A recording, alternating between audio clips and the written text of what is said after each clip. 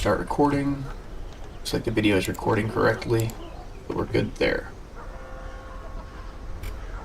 Alright, we will refresh. Oh, it looks like YouTube is live correctly. Yeah. And Twitch is live as well. Okay, it looks like we're good. Okay, I need to pay closer attention to this. I think I actually had a... This... Okay. I think I actually have this here. Is this the chat? This should be, right? I was trying to get... Been messing with this for a bit and trying to get the chat that's for YouTube to show up in my OBS, because there's a little modular component that you can install that lets you do that. But anyway, okay, so it looks like we got everything recording. Hopefully the internet doesn't drop out like it did a few seconds ago. That sucked. But, you know, it is what it is. We gotta start again. So, all right. So, let's get going. What's up, guys? I'm the Blue Titan, and welcome back to another episode of Darkest Dungeon. So the last time we were here, we were focusing on the Antiquarian, and we had a huge kind of like let's play focus and gameplay spotlight on that character, what she did, you know, her upsides, her downsides, her focal points, and all that. And I also released 2 VODs for that week, but I'm only releasing 1 video for that week on my shorts, on my regular channel. The reason for that is because I'm still trying to figure out what the proper balance for time constraints is. You know, it's a hobby, just kind of getting into this, and I don't want to burn myself out like I did in the past. So if you see videos, like long form videos, and you wonder, well, why isn't there a short version of that one? It might just be because I didn't feel like, you know, editing it down, because, you know, the whole point of this is for fun and leisure and enjoyment and all that for myself and for people that are watching. And if I get burnt out, then that doesn't really work, right? I had some friends in the past, a while back, tell me to watch out for that and make sure that didn't happen, because they wanted to watch my content, and so I'm going to try to pay attention to that. So that said, now outside of the meta thing and going back into the game, the last time we were here, we were focusing again on that Antiquarian. This time we're going to be kind of talking about like the goal, which will be to get in there and kind of take care of, you know, either the crocodilian or a boss. I haven't really decided yet. We'll figure all that stuff out, but because a few minutes ago my internet went out and I had to kind of restart the stream there, a few things have happened since I got on here. Usually I try to make sure that we're clean so that we can kind of catch up and then show you what I would do after, but nothing crazy has happened. Here we took Reynold and we put Reynold in the transept to get rid of some stress, and then we also went into the Nomad wagon and we spent a bit of money to upgrade the Nomad wagon. So I spent, I think it was like 8 trinkets, or 8 like crests, another, like it was like 4 here, 8 here, maybe 10 here, or something like that. I just upgraded my merchant network, and the main reason I did that was because in my mind items are something that like they kind of transcend characters. So as far as characters are concerned, just from experience, I can tell you in this game there are like levels to what is permanent, levels to permanence, right? The most permanent thing you can get in this game is an item. Or, I'm sorry, that's wrong. Is an upgrade to like your town, right? You upgrade something in your town, it's there forever. So it's absolutely worth it to upgrade your town as often as you can, you know, to the credit or to the advancement of your overall anything to the advancement of your overall hamlet is to the advancement of your entire campaign forever, right? So I try to focus on upgrading things that are permanent, right? The next tier down below that is upgrading items or buying items, right? Because if you buy an item, that item is forever. Now you might say to yourself, well, that's not necessarily true, because if you played the game for a while, you might say, well, if I lose an item, if a character dies, don't I just lose it? Well, not exactly. I don't want to put any spoilers, but there are ways of reacquiring items. So if you're afraid that, you know, investing your money in something in the game, it might not be worth it, it goes like this. The first thing I would invest my money in this game is your hamlet itself, because again, any upgrades to the hamlet are forever. The next tier I would say is buying items. If you buy an item, then that item will be forever. And again, as I say, I will tell you, I'm not going to spoil this for you, but if you think, oh, well, if I lose an item, if a character dies, it's gone forever. Not exactly. There are mechanisms where you can bring it back without getting into spoilers. So you might wonder why I'm just buying items if I decide to do that. And that's why I upgraded the Nomad wagon, because I know if I get better items, that'll help me down the line. The next layer down is your characters, right? Like upgrading the characters themselves. And you could also say, in that same vein of things, you could also say either giving them new abilities or getting rid of their stress, things like that. And why is that the furthest down the line? Well, characters die. And if a character dies, they're gone. Right? So I focus on upgrading my characters last. And actually, there's a few tiers to that, too. The most important thing I would say is making sure your characters have the lowest stress possible before they go into a mission. So keep their stress levels low. That's the next thing you'd spend money on. After that, the next one would be abilities. And then at the very bottom, despite the fact that I seem to obsess over it, would be quirks. Quirks are going to be your money sink later in the game, right? So those would be where I'd focus on my focus. A little redundant there. That's where I would put the majority of my money. The Hamlet first, the items, then the people, right? So that said, that explains a little bit of why I chose to put some money into the Nomad wagon to get some amount of we'll call it like long-term investment in my Hamlet and kind of get me some things that I know I'm going to have forever. Plus, an item that you buy, even if you lose a character, that item can be used by any character of that class, and in many cases by every character if it's an item that is, like, you know, agnostic to class, right? So worth it in my opinion. Now, looking at the items that are here, you might wonder, it's like, oh, you upgraded this, is it really worth it? You know, well, again, the Swift Cloak, I said I'm not a fan of move resist. I just don't think it's that great. I do love speed. Speed's incredible, but I'm not going to spend 8,000 gold on an item that literally just gives my guys +2 speed. This is an item I might use if I found it, but I'm not impressed by it. Archer's Ring, +5 accuracy on range skills. I love accuracy. I think accuracy is sneakily one of the most important traits in the game, and I think people sleep on it because they think it's kind of boring, but I don't think people understand how important it is to even get a stat check, to make sure you actually hit. Right, because there are quite a few characters in the game that their kit, like, for example, we talked about Permadeath here, this character. This character's base melee hit, this accuracy base, has only 75% chance to hit. This +5 is going to make it 80%. Unless I'm crazy and I don't understand how that works, but I'm pretty sure it's just plus percentages. But either way, what we're going to do, though, is we're going to, like, I guess we could buy that item. I'm not super worried about that. I'm just putting my money into certain things to kind of keep track of stuff. I also already knew I can't really upgrade these other things over here. We don't have enough, I forget what they call deeds. I almost said scrolls. We don't have enough deeds to upgrade the blacksmith, nor do we have anything to upgrade the guild with right now. We don't have enough of these portraits. What we do have is the ability to upgrade characters' abilities, right, and make them stronger. We'll do that here in a bit. But I want to really quickly take care of my character stress, because that's something I got to take down right now before things get crazy. Alright, I'm going to put Permadeath here, unless Maduit can only... Okay, does Maduit have any... Yeah, she's okay with going into anywhere to get healed. Or to get stress healed, for lack of a better term. I'll go ahead and put Permadeath there. And then I'm going to look over here and see in the tavern whether or not this character has any issues. No, neither of these characters have issues either. It might be worth bringing their stress levels down too. Can I upgrade the tavern? I might upgrade the tavern a little bit here and then put Maduit in there. The thing is, upgrading this and reducing the amount of treatment costs would be a good thing in general. I've already done it once. I don't know. I might just wait. I'm not super, like, bothered by this. I'd much rather upgrade my, like, you know, blacksmith, things of that nature. So let's just throw these characters in there as they are. Oh, that was a mistake. I should have put Rome in the gambling hall and then put Maduit in the bar, because she'd get more stress heal. Let's go ahead and upgrade the gambling hall. Diversion and dalliance await those who cross the threshold with coin in hand. So one of the reasons why it's more annoying to upgrade the gambling hall than the bar, each tier of upgrade costs more than the last one, right? It costs less to drink than it costs to gamble. It costs less to gamble than it costs to go to the brothel. This is how it works. So we're gonna go ahead and send Maduit there. But we're gonna go do a mission. I'm not super bothered right now about, like, spending money on anybody. I'm just kind of trying to save my money so I can upgrade people's, like, their core abilities, just like raw damages early.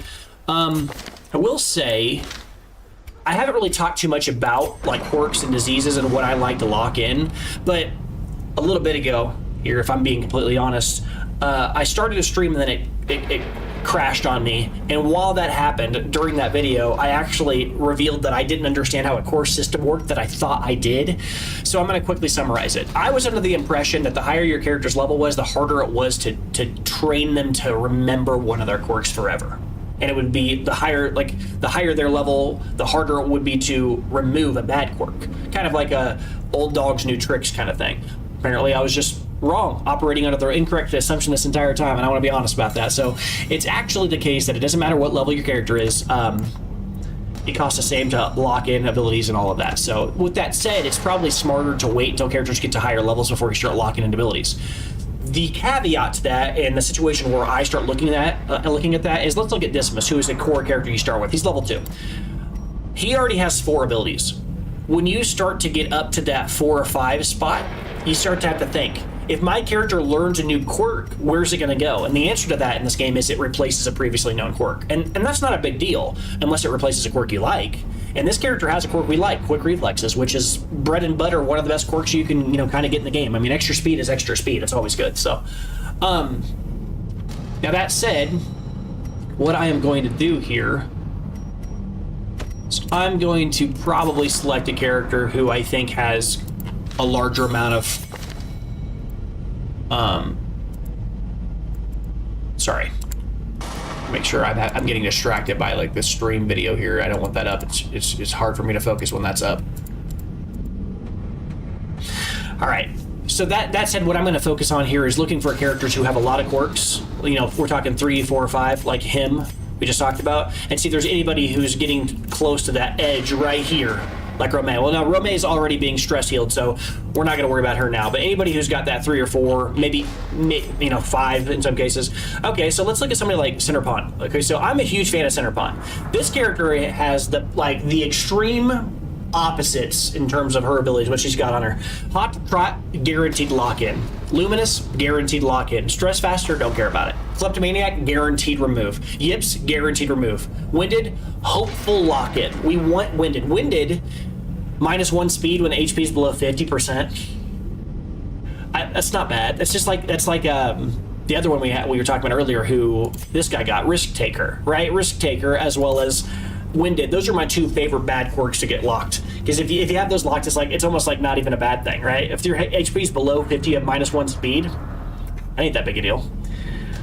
I mean, this ability already offsets it in the worst case, and in many cases, this one's not even on. Winded's not even active a lot of the time. Luminous is always active, and it's double better. It's double as good in the speed category, and it just +5's dodge. It's not all quirks are created equal. So, but anyway, I think what I'm going to do is I'm going to probably pick a character. I'm not going to overthink this. I'm just going to pick a character who has an ability I like and lock something. Maybe we'll take Bricks or somebody like that and just throw them in there. It doesn't really matter who it is. And if that's the case, I'm not going to overthink this. Let's just take somebody who I like. I don't like Bloodthirsty. I don't like Known Cheat. Or I'm okay with Known Cheat. Okay. Evelyn would be a good one. I like Eldritch Hater. I don't like Bad Healer. I do like Photomania. I don't like Stress Eater. I don't like Stress Eater. I don't care about Stress Eater. It's irrelevant to me. It's never really bothered me. Let's do Centerpont. I like Centerpont. I want to go ahead and lock something in for this character. Again, this was our first exciting character that we found, so I'm going to go ahead and lock these in, because these are 2 of the best abilities in the game. Hot Trot and Luminous are stupid. So we're going to lock this in, and we're going to get rid of Klepto, because I do not like that. Now, that's a lot of money, but it starts to add up eventually, and you just got to pay the piper, slowly build your characters up.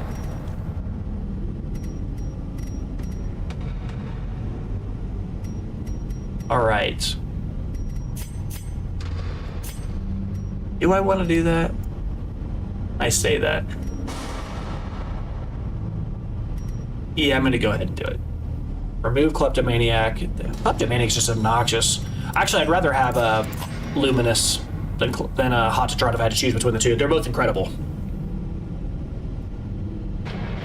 Yeah, let's go ahead and lock it in, as it is. Not overthink this. All right, and then the other thing is, I guess we'll go ahead and throw Evelyn in here, get rid of Bulimic.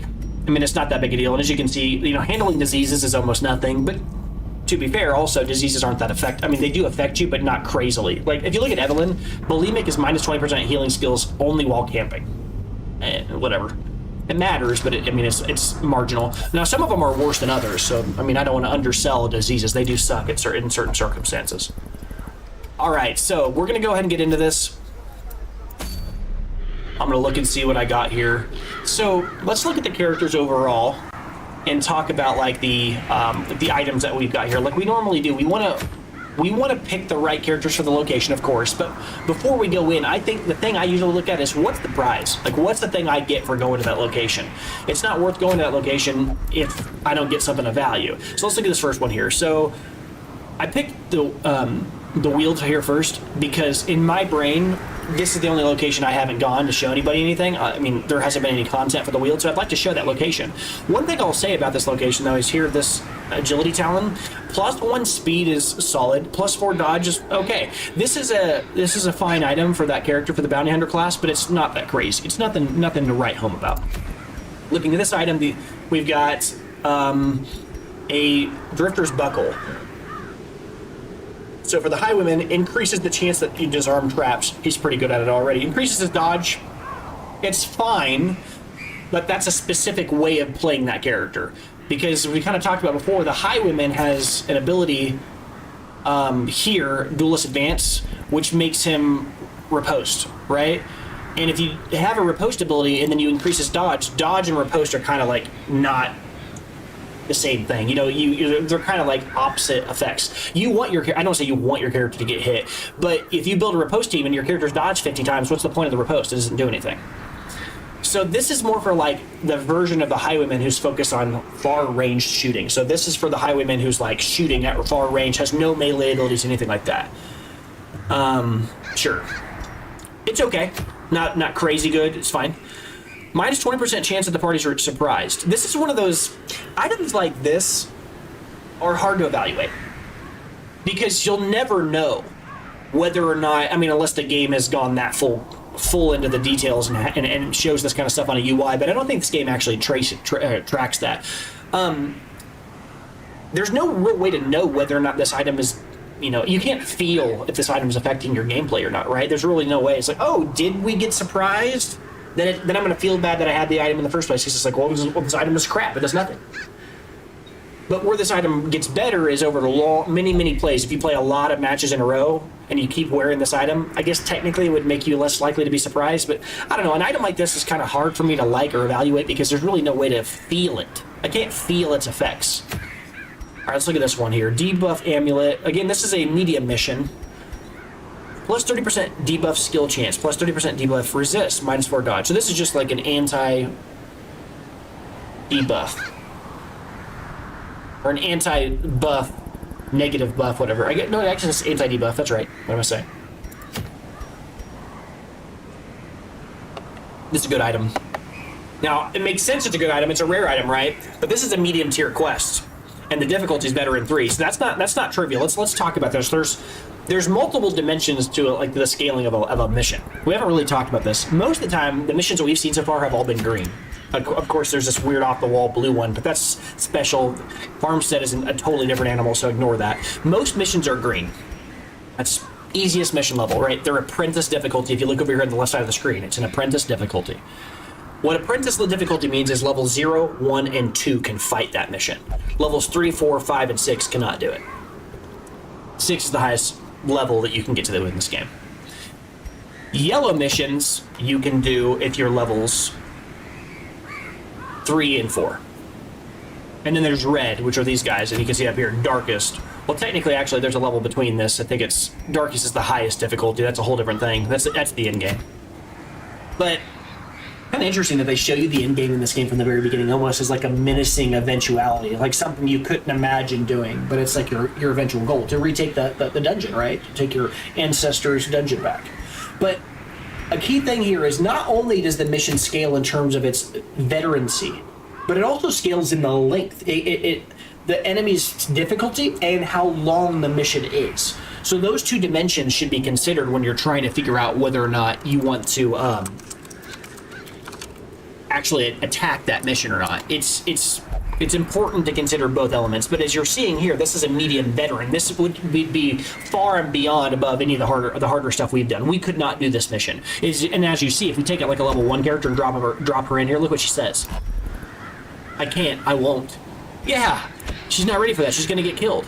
In fact, I actually believe there's a system built in here. I was reading about that. There was like a warning about it on one of the loading screens or something, I think. If you bring a character into a mission and they're under-leveled, it's not just that you're going to be at a disadvantage. I think they just perpetually take stress. Like, because they're not ready to be in such a terrible situation. So you got to watch out for like going into locations you're not ready for. But you can also see another thing happened here. After beating a mission multiple times, it gains levels, or it's almost like your experience in that location goes up. After hitting so many tiers, you unlock a boss. So I guess at level 2, you unlock the boss of these locations. In this case, we have the Apprentice Necromancer. Right, it's a character who we could go and fight if we wanted to. This is a character we could go try to handle if we wanted to. But one of the things you'll notice is, unlike this location over here, which gives us a rare drop item, this is only a medium apprentice. It's a weaker level. It's not as difficult. It's the same length of a quest, but it's a lower level quest. But we still get a very rare item. That's an important thing to know, right? Getting a very rare item is not a joke. Like that's very important. Like later in the game, you're going to want these items. You start to slowly accrue them, and then they help you later. Now let's talk about what this thing does, because I've already looked at this map a little bit ahead of time. A bit ago, I checked. Look at this. This is the bright tambourine. This is the dark tambourine. You'll notice that there's a theme there, and that happens with quite a few items in this game. Right? Again, I talked about this in a previous video, as well as I put a short out for this, where I talked about how good game design essentially teaches you to play the game one way and kind of flips and changes your expectations. And in this particular case, with the one we're talking about here, we've got an item that makes it so you take less stress when your torch is high, and overall you take more stress when your torch is low. And then of course there's this item, which is the exact opposite, right? Plus 12% death blow resist. You're less likely to die whenever the dark light, when the darkness comes in, and you take less stress when the torch is low, right? So essentially, you're basically getting incentivized to play on the razor's edge with this item. So it's a whole nother animal. It's a very high octane way of playing the game. But the rewards are better, right? The enemies are much stronger whenever it's dark. Oh, my eye. I got an eyelash in my eye there for a second. All right. Another thing to consider, though, is also, at some point I do want to fight this thing from the stars. Here you can see here the thing from the stars roams here this week. I'd like to run into that right now, but there's just not an incentive to go to the Warrens right now. This item is not that great. The Drifter's Buckle, it's fine. I'd much rather go and do this one right now, but I don't know if we can actually handle the Crocodilian. I want to go do it, but I'd rather get all my guys to level 2 before we did it. So this might be an opportunity to go and take out, the Necromancer, or go and try to get this immunity mask. I do like the immunity mask on the Leper. Plus 40% stun resist, solid. Blight and bleed resist, solid. And why you'd want that? Why would you want blight and bleed resist on a tank? Well, the tanks have high base resist in a lot of cases anyway. Protect, so the flat damage they take is lowered, but they are susceptible to bleed and blight. They're big, healthy tanks. They're going to take more damage over time. So it might be worth considering over time picking up an item like that. But again, there's a lot of options for items. So, okay. All right. I think what I'm going to do really quickly is, now that I've kind of got an idea, I think what we're going to do is I think we're going to go in here and... what do I want, actually? I was saying that, but now that I'm thinking about it, I don't really have a thing I'm super excited by. What is this? The Mark of the Outcast, Hellion only. So we don't have a Hellion yet. A Hellion is kind of a Viking-looking chick that holds like a halberd. Crimson Core. So it's a special item you can only get in this location from this DLC. Plus 2 speed flat. That's good. 35% bleed resist skills, or bleed skill chance. Okay, the Hellion does a lot with bleed. That's a really good item. Plus 15% death blow resist. That's solid. I mean, it's not good. It's not like most of the time that's not going to matter, but I guess it's technically nice to have. Minus 15% healing received. That's not the greatest.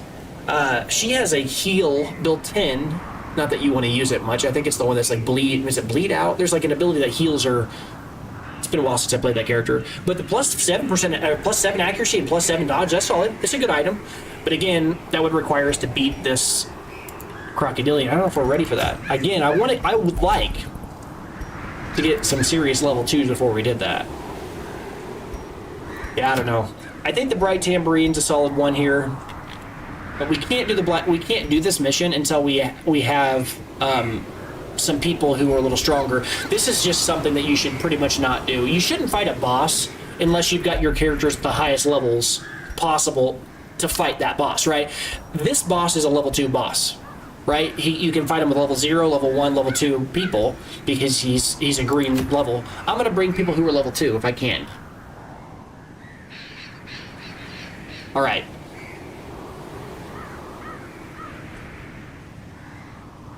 Oh, weird. Okay, I'm trying to figure out what's going on with this YouTube live here because I'm honestly like secretly kind of looking at this to try to figure out what's going on too here because it's got like a. Oh, I see. I thought there were people. It doesn't say if anybody's in the chat, but there were people, and it's just hard to kind of tell with YouTube how things work. Before, when I saw somebody chat in the YouTube chat, I could tell what was going on, but now I'm still trying to figure it out. Anyway, let's get back to this. So I think what I'm going to do really quickly is I'm going to step back. I'm going to go back to the town. I'm going to go into the stagecoach, and I'm going to pick up this extra new character who we've never seen before. So let's talk about Renee's, or whatever. So Renee's is a jester. Jester's a very unique character. Jester's whole thing is essentially throwing auras on teammates, bleeding opponents, and then having some really cool finale attack that usually does an enormous amount of damage to one dude. So a very fun, very theatric character, as it were. So if I were to describe this character, I would say very like main character, like the hidden character in the back that suddenly becomes the main character, and he really leans into that if you play him a bit. So this character, as you can see here, you can see a red skill here, another red skill here, 2 bleed skills. Also has a stress related skill. This character can remove the stress from teammates, and then also he has a few different abilities that relate to that. He's got this ability called Battle Ballad, which is crazy. I love that. It's kind of like the dodge aura that the Antiquarian did. This Battle Ballad's really good for dealing damage, and it stacks too. But this ability is kind of what he's known for. This ability called Finale. Now, Finale says when you use it, this character moves back 3 slots. So he needs to be in one of the first 2 slots to do it. But if he's in the first slot or the second slot, he's going to end up in the very back slot when he uses it, which is hilarious. Oh, okay. There's a chat here. I appreciate that. Thank you.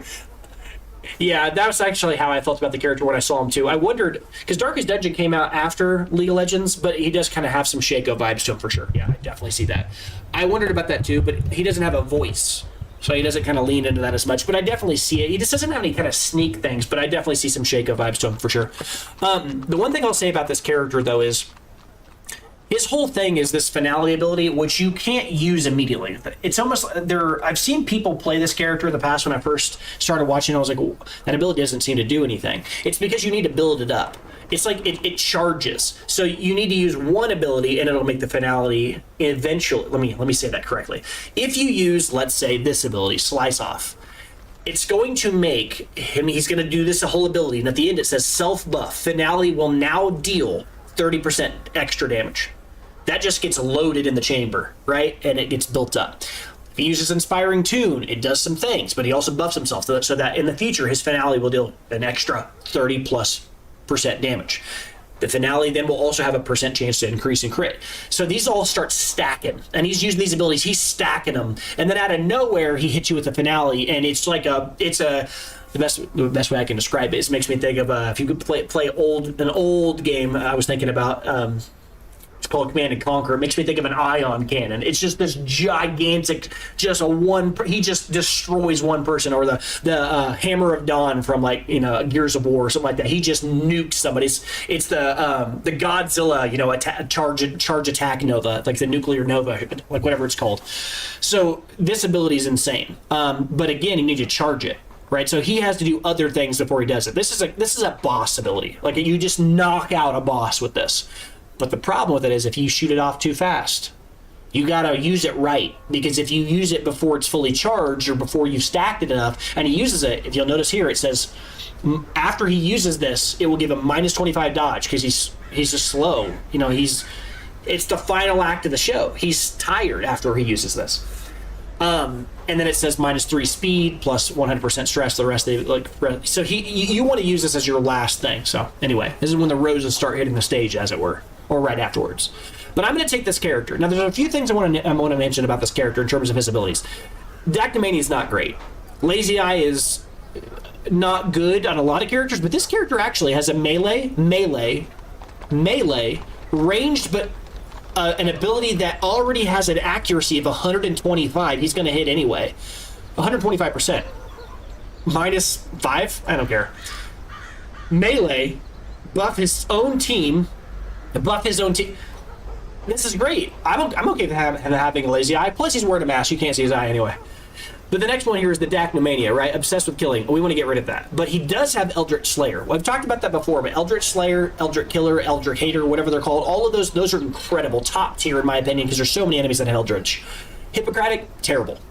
Now, I didn't say terrible in general, in case a person hears me and likes this game and knows this game. I'm saying it's terrible in this character. He has no healing abilities, right? Plus 20% to healing still is terrible. This is a top-tier quirk on a Vestal. You know, it's a guaranteed lock. I mean, if you have a Vestal that doesn't have a Hippocratic, you're kind of crying. You want it on that character. And if there's a few other characters too, like the Occultist, but not on this character. So we would want this to re-roll on its own at some point. But we do like Eldritch Slayer. Now, this is not a crazy set of rolls. It's fine. But it is better than, say, the Vestal I already have. I have 2 Vestals. Moduit. Moduit has Faded, which I think is terrible, especially since I don't know what the chance is that it's re-rolling. Deviant Taste is solid. I'd keep a character with that. Unquiet Mind is also good. And Wheeled Explorer's meh. Faded's bad. Wheeled Explorer's bad. I do like both of these. So there's an argument to be made that I could keep her for just these 2 alone, because she has essentially 2 of the best, like 2 really good quirks that don't affect her in battle. So maybe I've just convinced myself not to get rid of her. I'll look at her in a second. Eldritch Slayer, like to keep that. Claustrophobia is terrible. Dead Hater's terrible, but Eldritch Slayer is so good that I'd like to keep it. I'm not really impressed by this Plague Doctor.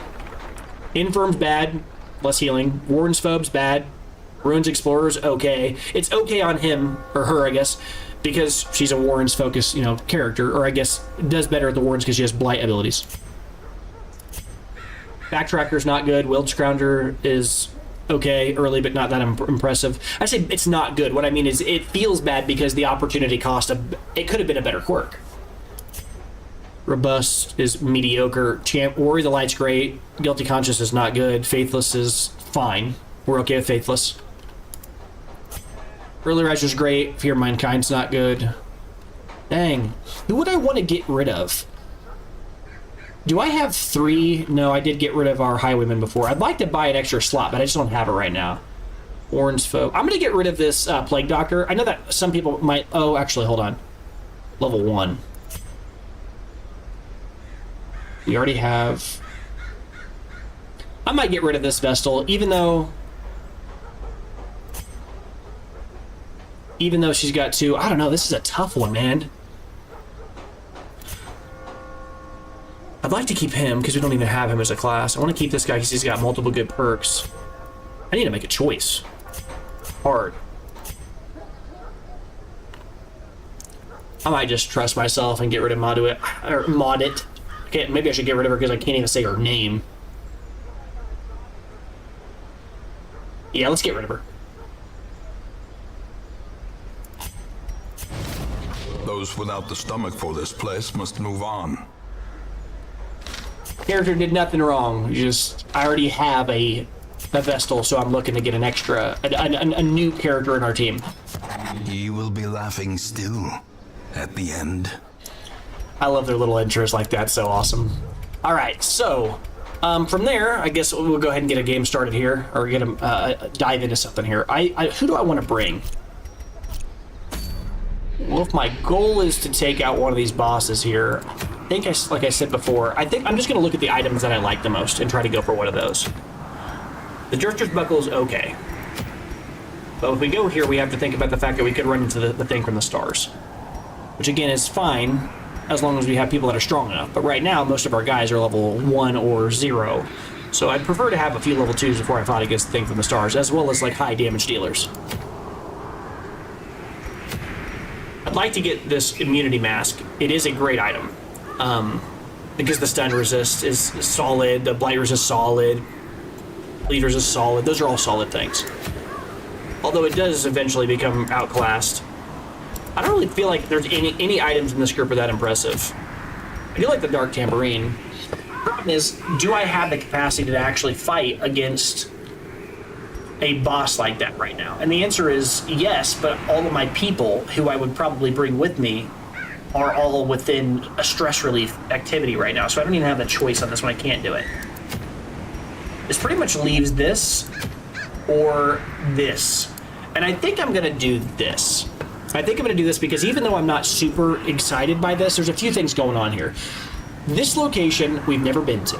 Number two, I don't want to go here because I don't want to fight against the thing from the stars with underlevel characters. Number three, we just went to the Cove, and I'm not impressed by this item. The debuff stuff is fine, and I also, this item is good, but I don't really feel like doing a huge quest. It's a level, a level 1 quest when I have a bunch of level 1s or level 2s. It's fine. I mean, you could justify going here, I guess. It wouldn't be bad. Maybe that is a better choice.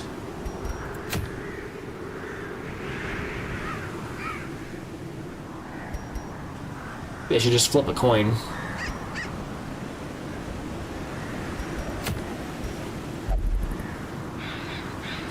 Bounty Hunter, +1 speed, +4 dodge. I don't really care about dodge and speed on a Bounty Hunter, though. In my experience, most of the time I just wanted to deal more damage. I don't know. I'm really not too sure here on this one. I might just look at who I have and then just see if this seems like a decent place to go based on what I have here. It's a veteran level 3. No, what are we talking about? I just explained this earlier. We can't go here if I wanted to. Right? The only way to go here is with level 2s. Right? Isn't that the case? Veteran level 3? Level 0, level 1, level 2. I don't even know if... Yeah, I think... Don't we have to have level 3s to go here? Am I crazy? Oh, maybe it's level 2s. Maybe I was off on that. Maybe it's level 0 and 1 can go to level... I have to look into that. I actually might be off on that. That's okay. I don't think I can go here, though, because I certainly can't go here with him. He won't do it. Level 1s... Level 1s, what do they think? I beg you no. Yeah, so they want... Yeah, so I guess it's level 0s and level 1s can go to the green ones. Levels 2, level 3 can go to the... Okay, yeah, I was right, but I was off by a spot. That makes sense because I didn't count 0. Yeah, level 0 and level 1 can go to the green locations. Levels 2 and level 3 can go to the orange locations, and levels 4 and level 5s can go to the red locations, and then this is like a superior red, like a in-game red. Think of it as like a super red. Like only level 6s can go here. That's what they recommend. I think that's what's going on. Okay. So yeah, so that puts us cleanly here because I don't care about this item at all. Yeah. Long way about getting to that conclusion, but that is where we're going to go. Now, a key thing I can tell you right away about this location, though, is this location is heavily focused on bleed, right? Like this, or in terms of like what we want to bring here. So this is a great opportunity to finally bring our flagellant. And we know that that character has some items that we earned for that character, which is great too. Now, next thing here, as far as characters are concerned, it's another great opportunity to bring Majester because Jester does bleed. He attacks with bleed. We also have Renee's. We can bring. Renee does bleed related stuff, but in this case has no. She has this ability, I think. Where's the ability? Maybe it's against blight. Minus 20% bleed resist is right here on this ability. She doesn't have it unlocked. I might unlock this just to make sure she fits in the squad well. And then after that, I mean, I could probably bring somebody like this guy if I wanted to. There's not really any person who I really need to bring in this last slot, so it could be argued that I just bring a person at the lowest level and just bring somebody along to get them some levels. Maybe I bring our highwaymen. I'm not bringing the Plague Doctor because the Plague Doctor is almost entirely plague oriented and or blight related, and blight doesn't do very well against this location. And again, this guy does, a lot of things, but he's mostly focused on taking out Eldritch and like being a support character. So you could argue him as well. Actually, he's got a lot more utility here than I'm giving him credit, because I could use Weakening Curse, which lowers the protection of the opponents if the opponents have like armor. In this location, I think there's like mushroom dudes that have that. Oh, you made a comment here.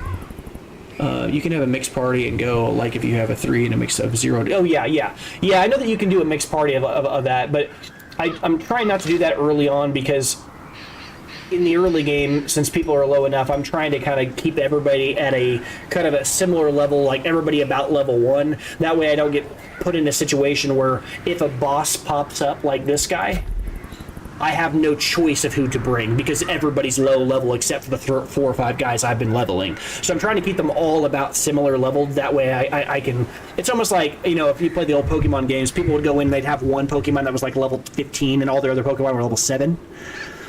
And then what would happen is they'd go in to fight the enemy, and then they'd have to rely on that one Pokemon. And if it was a water type and they were against a gym leader that had all electric types, they were just out of luck. So I'm trying to keep my guys similarly leveled. For now, I mean, it's going to become decoupled as time goes on. Obviously, as people die and the roster grows, but I'm trying to keep our options open now. I think here I'll probably take in Chartres. The reason for this is because we've already got a level 2 Highwayman. So leveling Bricks to level 2 is like we're just doubling up on Highwayman. I'd rather have this guy be a little stronger. Plus, he's a natural support character anyways, and he can use his weird construction the entire time nonstop and pull people and do things like that. But if I'm going to do that, I am going to go select the Weakening Curse and level him up. And that's a good idea in general because this character, all of my characters that are in this, we should level them up to level 2 if possible. I'm going to go ahead and level up his heal. So his base heal goes from 0 to 13 to 0 to 15. I'm also going to I'm going to teach him the Weakening Curse, which will lower the damage. Lower the damage the opponent deals, and also lower their armor, their protection, which is functionally their armor. Remember, in this game, there's no armor, there's protect. And the way protect works is if my character deals, 10 damage and they have protect 10%, then they're going to take 1 damage less off of that because that's 10% of 10. I'm gonna go ahead and level it up here, and then after that, really, there's not anything else I care too much about here. None of these characters on my team have... Oh, does this guy consume Mark? He doesn't deal extra damage against marked characters, does he? She does, though, doesn't she? 25% extra damage to marked. Yeah. I could do that. I could see picking that. But he's not really so much a mark-focused character. I don't really have a mark-focused squad right now. I don't know if I really care about that so much. I'd much rather just do raw bleed. He's probably not going to be doing pull or clear corpses here. We have enough damage. I don't really care about that. I don't know. It's only 200 gold. Let's go and level up. All right. After that, let's go ahead and pick... Oh, I left the location. We'll go ahead and level up. I'm a big fan of Inspiring Tune, so I would level this up if I can. I can't right now. But I do like Battle Ballad enough that I'm actually going to pick that too. I'm not a huge fan of Slice Off because it kind of does the same thing as Harvest does, and I understand that Slice Off does way more damage to one target, and it is a more potent ability against single targets, but most of the time what I'm going to be using him for is this ability because he hits the front and the back. I'm a big fan of Harvest over Slice Off. So I'm going to remove Slice Off and I'm going to pick Battle Ballad instead as his pick. We'll keep Finale around just to see if we can get a nice juicy opportunity to use that so we can showcase what that does here. All right, next one here is, we already picked him and leveled him up, right? So we go to, Contour. So we said we're going to pick Flashing Daggers here because we're going to be applying a lot of bleed to people, so I'm going to go ahead and pick that and level it up. After that, extra damage against Mark is fine. We're not doing any blight-related things. We're not using poison darts here. I'll go ahead and do this one because it deals extra damage against Mark, and we do have the capacity to mark people. This lunge ability, I'm not picking it because it deals extra damage against blight. I'm picking it in case they move us around. The ability to move forward on a character is very strong. So she can, if she gets moved from the front, she can get to the... If she gets moved to the back, she can move to the front and help us really quickly. After that, I don't really care. She doesn't need to be shadow fading. We're not going against anything where that matters so much right now. And then the last character we said we were bringing with us does not have the ability to level up anything because he's still level 0, right? Yeah. Although we could have picked some of these abilities. I don't think he really needs Endure right now. Let's go ahead. Endure takes stress from teammates and then puts it on himself. And that might seem very strange, but as I was talking about earlier, this is a weird character. This character is, as you can read his explanation here, it says that he belongs to an extremist faction within the church and is generally regarded with a toxic mixture of fear, awe, and disgust. Right? He draws from martyrdom, so he hurts himself indirectly to gain strength, kind of as it were. But we're not really going to draw a lot of power out of this right now. I think we get most power out of probably Reign of Sorrows. This deals a bunch of damage to characters in the back, so it lets him get reach, and we kind of want that right now. And you'll also see that that's a good thing to have later too. We kind of like to, if we could, I'd like to bring burners with us when we go fight against the Crocodilian. And that's kind of what I'm sneakily doing here, is I'm kind of trying to level up its squad of people who are focused on bleed right now. Having the leper get pushed to the back group sucks. Yeah, no. Honestly, that actually happened in my previous episode. The leper got knocked back right after I went out of my way to remember. When I was talking, I was like, okay, I've got the Crusader in the first slot, and the slot right behind him I had the leper, and then I was like, oh, I need to switch him because I have purge on the leper, which, if you're not familiar, the purge ability only can hit the front target, and it has to be used in the front slot as well. So you have to hit the front person and be in the front, and then it clears all the dead bodies, does a lot of damage to the person up front. The second I moved him up front, it's the first time I remember to do it, we got surprised after sleeping. He gets moved to the far back, which for a leper is a death sentence, because a leper has no mobility at all. Whereas we're going to see, hopefully we don't have to see it, but if we do see it, we'll be okay with this character, because this character, on the other hand, the Flagellant is uniquely, and I don't even know where you know that. This is just me knowing this from having played the game. The Flagellant has the ability to move all the way to the front in one movement. He can move all the way up front from very far back, which is incredible. Which I kind of makes sense because he's a what's the word you'd use for that? He's a fanatic, so he can just like run up to the front. He's ready to take as much damage as possible. That's why he's running to the front.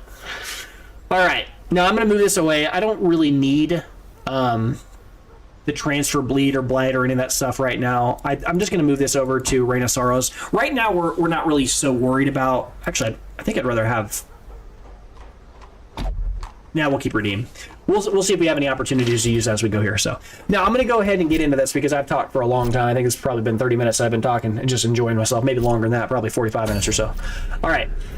Let's get in here. I'm going to go ahead and assign some items to this guy. So this guy can wear 3 items. She can wear 2. He can wear 2. They can all only wear 2. Most of these items don't affect these characters, though. This character can wear, plus 4 speed of below 40. That's great.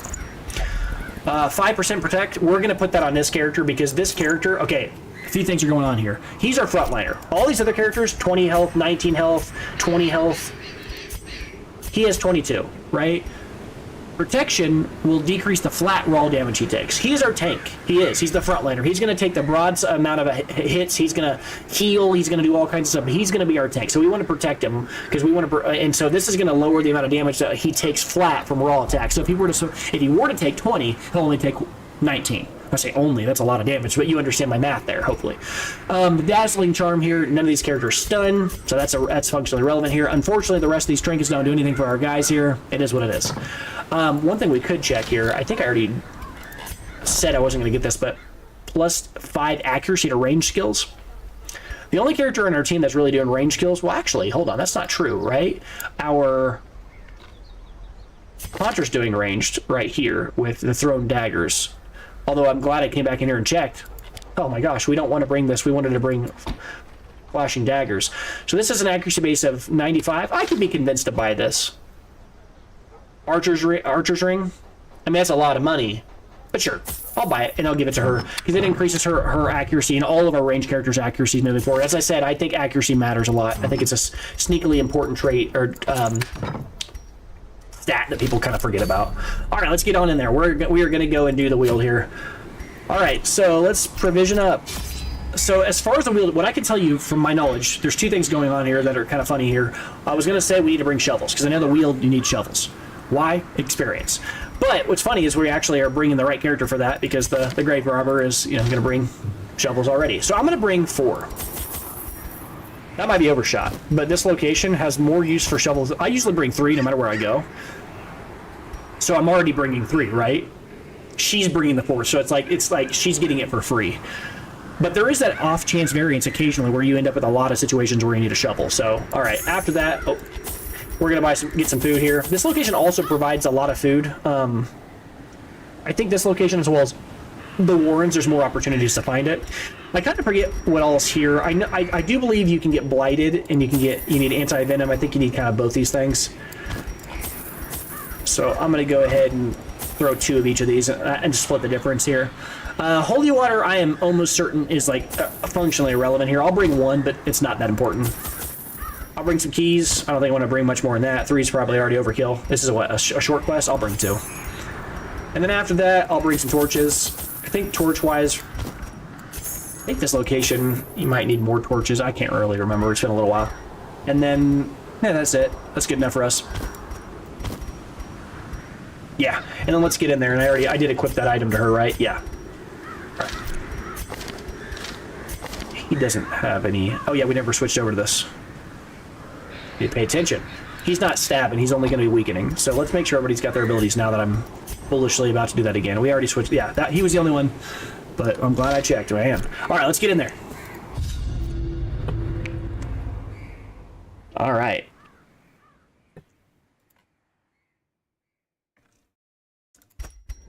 Corruption has soaked the soil, sapping all good life from these groves. Let us burn out this evil. Oh, look at that. That's fortunate. We got a big scout on us.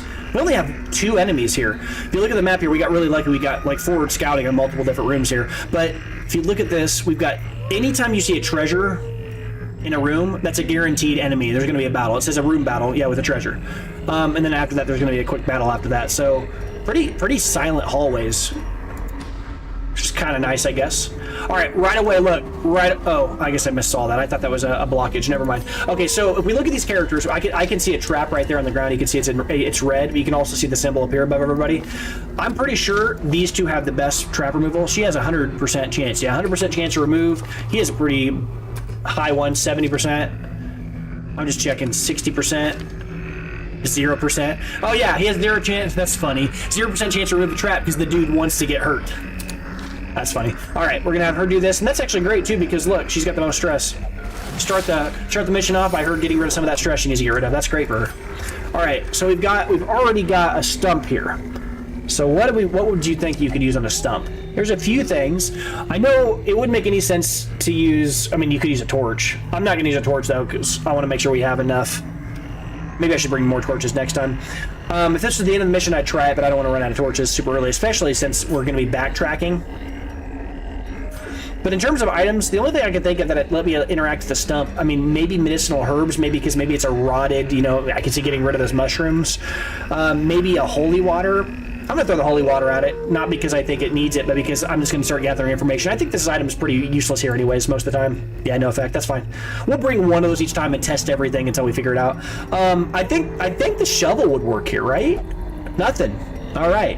How about the medicinal herbs? We're going to gather information. Nope. All right, how about the anti-venom? Hey, okay. We got our medicinal herbs back. That's nice. All right, so we'll just go ahead and gather all these things and go. Okay, that's